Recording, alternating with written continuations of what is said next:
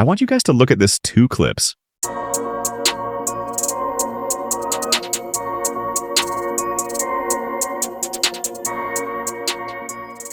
Which Blitz curler was better? If you choose Zola, tell me in the comments. And if you choose Del Piero, tell me in the comments. Anytime Konami releases two legends from the same era with similar playing styles, insane dribbling, ridiculous curl, and both capable of scoring from absolutely impossible angles, you already know what happens next. The community starts arguing. Who is actually the better card in eFootball? And right now, one of the biggest debates happening is between two Italian legends, Alessandro Del Piero and Gianfranco Zola, two creative attackers, two technical magicians, two players who can bend the ball into the net like the laws of physics simply do not apply to them.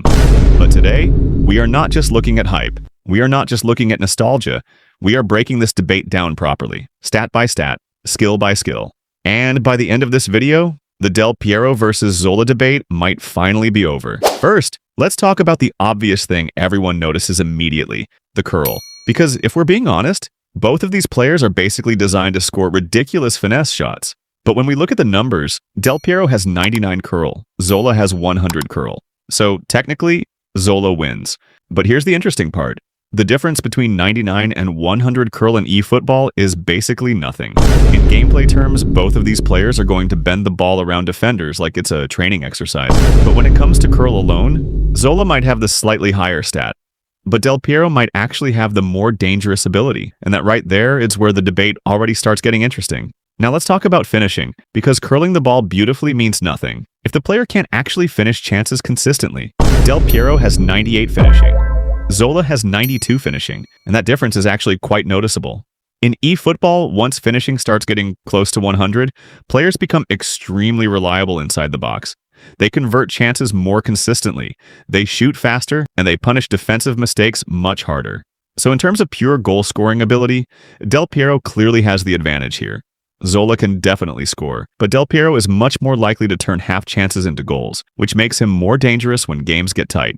Now let's talk about something most players ignore, offensive awareness. This stat is basically the football intelligence of an attacker. It determines how well they position themselves, how they find space, how quickly they react to loose balls, and how often they make dangerous runs.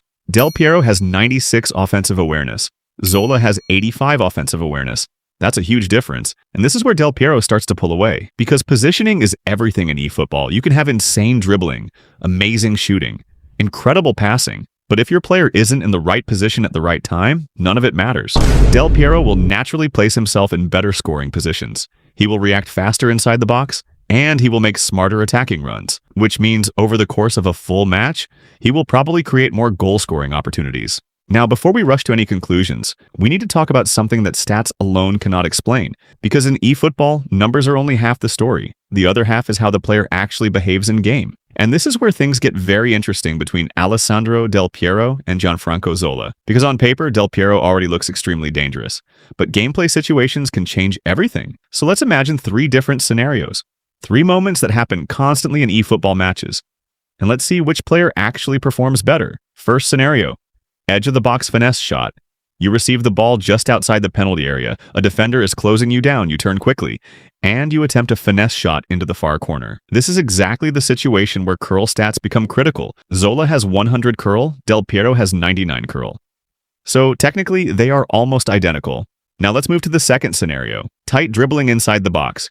You receive the ball surrounded by defenders. You need quick touches, fast turns, and extremely precise control. This is where Zola becomes terrifying, because with 99 ball control, 98 dribbling, and 99 tight possession, Zola can twist through defensive pressure like very few players in the game. His touches are extremely sharp, his movements feel smooth, and his ability to change direction quickly makes defenders struggle to predict his next move. Del Piero is still good in these situations, but Zola was literally designed for this type of play. So if you enjoy technical dribbling and creative movement, Zola might actually feel better to control. Now let's talk about the third scenario, counterattack situations.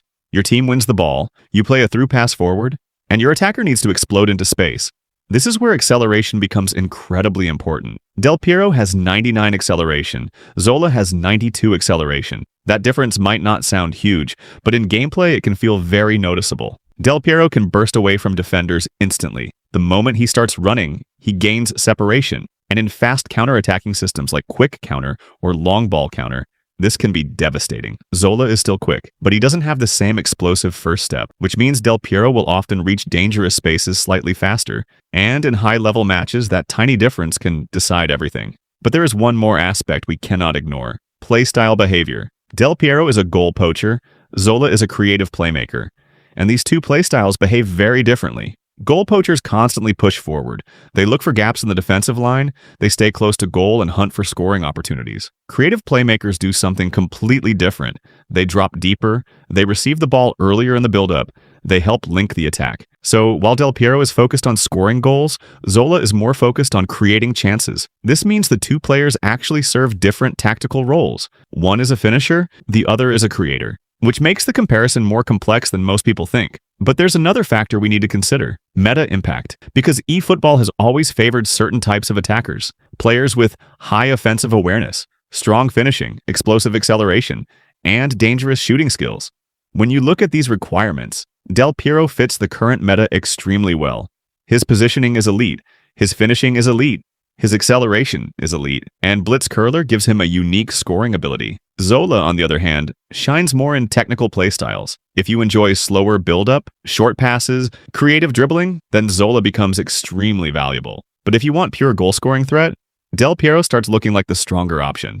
Now that we've analyzed the stats and the gameplay situations and the playstyle differences, it's finally time to answer the question everyone has been asking: who is actually better, Alessandro Del Piero or Gianfranco Zola? Let's summarize everything we've learned. Zola dominates in technical control. His dribbling stats are almost perfect. His ball control is insane. His tight possession allows him to move smoothly in crowded areas. If your playstyle revolves around dribbling and creativity, Zola will feel absolutely incredible. He's the type of player that makes defenders look confused. But Del Piero dominates in goal-scoring ability. He has higher finishing, much higher offensive awareness, explosive acceleration, and the devastating blitz curler skill, which means he is constantly threatening the goal, even when he barely touches the ball. Del Piero doesn't need 10 touches to create danger. Sometimes he only needs one. And that's the key difference. Zola is the type of player who builds attacks. Del Piero is the type of player who ends them. And in eFootball, finishing chances often matters more than creating them. In fact, Zola might actually be the more fun player to use. His dribbling is smoother. His movement feels elegant.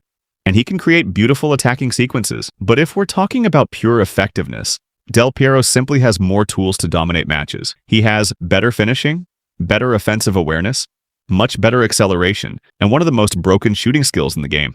All of these combine to create a player who is extremely difficult to stop, which is why many top players will probably prefer Del Piero. Not because Zola is weak, but because Del Piero is simply built to score goals more consistently. So after looking at everything, stats, skills, gameplay impact, meta relevance, the answer becomes clear. The debate might actually be over. The player who can decide games with one shot, and the player who fits the current eFootball meta perfectly, which means when it comes to Del Piero versus Zola, Del Piero might just take the crown.